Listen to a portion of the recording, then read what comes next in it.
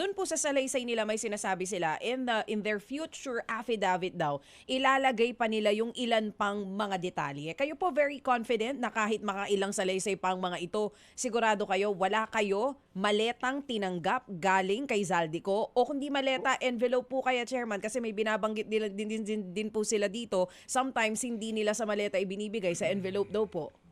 Wala po. Baliban na lang nung ako ay abogado ni Mr. Zaldico simula ng 2013. Siyempre kahit naman paano, meron naman po silang ibinabayad sa atin. At alam niyo po, ang isa rin pong prinsipyo dito sa mga ganitong klaseng akusasyon ay kung ano yung nakalagay sa unang affidavit mo, dahil yun ay pinanumpaan mo, kung ano yung mga idadagdag, pagdadagdag, ay yun po ay mawawala na ng bisa at kwenta. Sapagkat ibig sabihin, kung sa unang pagdidetalye mo, hindi ka na naglagay, ibig sabihin afterthought, o yung makalipas na lang, tsaka mula, ang dami po nila eh. Wala nakaalala kahit isa man lang na sometime or more or less some mga ganitong panahon. Ang dami po nila. So, ibig sabihin, lahat sila nakalimot doon sa more or less man lang at saka yung sometime man lang. Eh, pagka nag-file ka ng kaso na information, lagi may nakalagay sometime on the month of ganyan, sometime on the week of ganyan. Dito po wala pong binanggit, talagang open-ended, nakadepende sa sasabihin ngayon noong mga ma-interview o yung mga sasagot po dyan sa mga akusasyon. Okay, ano po ang inyong balak ngayon, Chairman, sa mga,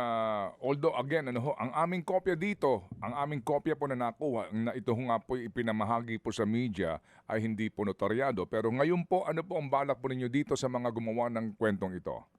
Natanong na po ako kagabi, Sir Ted. Siyempre po napakadali at dapat talaga magpapile ka ng libel. Kaya lang po inisip mo rin yung pong kalagayan, mga dati pong mga sundalo ito, mga ginagalang natin, mga bayani ng ating bayan, at itong may mga pamilya, napakadali sana mag-file ng kasong libel.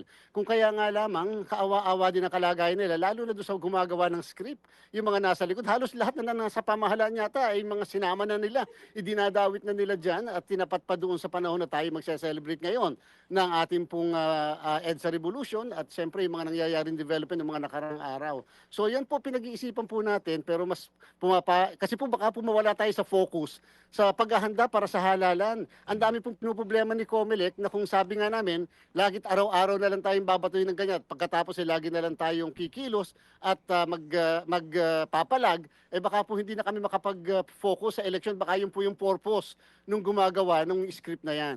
Mga kapatid, brothers and sisters, saan ka pa? Dito na tayo sa totoo.